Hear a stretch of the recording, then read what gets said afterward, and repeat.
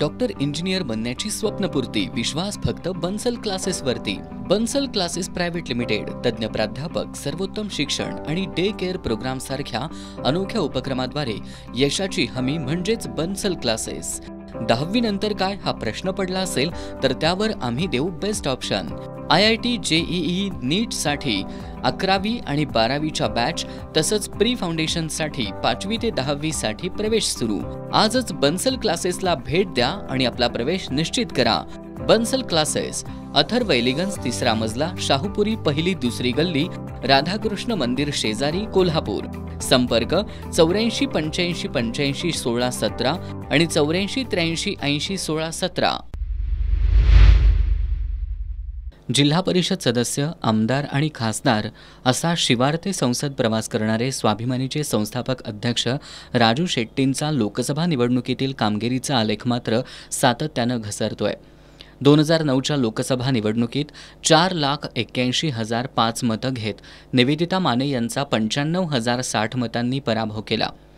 एक वोट आणि एक नोट संकल्पनेमुळे गाजलेल्या या निवडणुकीची अमेरिकेचे तत्कालीन अध्यक्ष बराक ओबामा यांनी सुद्धा दखल घेतली होती।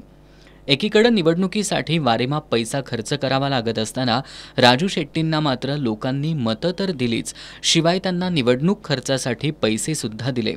त्यानंतरच्या 2014च्या निवडणुकीत तब्बल 6,04,028 मतं घेत त्यांनी कल्लाप्पाण्णा वाडे यांचा 1,77,810 मतांनी पराभव केला। 2019च्या निवडणुकीत त्यांना यापूर्वी मिळालेल्या मतांमध्ये घट तर झालीच, शिवाय धैर्यशील मानेंनी त्यांचा 96,089 मतांनी पराभव केला। या निवडणुकीत तर त्यांना मोठ्या पराभवाचा सामना करत 3ऱ्या क्रमांकावर राहावं लागलं। 2014च्या निवडणुकीत ज्या राजू शेट्टींनी कल्लाप्पाण्णा वाडेंच्यावर 1,77,000 मताधिक्य घेतलं होतं, त्याच शेट्टींना या निवडणुकीत 1,79,850 मतं मिळालीत। हा पराभव माजी खासदार राजू शेट्टींच्या चांगलाच जिव्हारी लागल्याचं दिसतंय।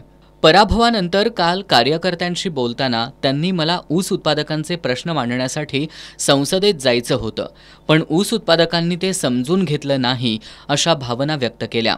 तर आज त्यांनी सोशल मीडियातून माझं काय चुकलं असा भावनिक सवाल करत शेतकऱ्यांनो तुम्हीही अशा शब्दात आगतिकता सुद्धा व्यक्त केली आहे। यातील शेतकरी तुम्हीही या शब्दामधून माजी खासदार राजू शेट्टींची या निवडणुकीत सुद्धा शेतकऱ्यांच्यावरच अधिक भिस्त होती हे स्पष्ट होत असलं तरी 2009 पासून 2024 पर्यंतच्या काळात निवडणुकीच्या तंत्रांमध्ये झालेल्या बदलांचा अंदाज राजू शेट्टींना आला नाही का असा सवाल आता उपस्थित होतोय। निवडणुकीच्या पूर्वी त्यांनी ज्या पद्धतीनं महाविकास आघाडी आणि महायुतीला झिडकारलं, मी एकटा लढणार ही भूमिका घेतली, त्याच वेळी त्यांची काही प्रमाणात गफलत झाल्याचं दिसून आलं। आज राजू शेट्टी शेतकरी आणि विद्यार्थ्यांसाठी जे मी करणार होतो ते त्यांनी समजून घेतलं नाही असं म्हणत असले तरी त्यांनी यावेळी घेतलेली एकला चलोरेची भूमिकाच त्यांना अडचणीची ठरली आहे, हे वास्तव नाकारून चालणार नाही।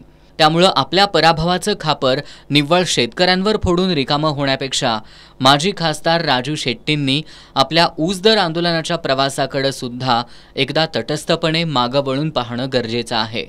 त्यातून त्यांना शेतकरी फक्त निवडणुकीच्या काळातच नव्हे तर एरवी सुद्धा तुमच्यापासून का दुरावलाय हे उत्तर सापडेल।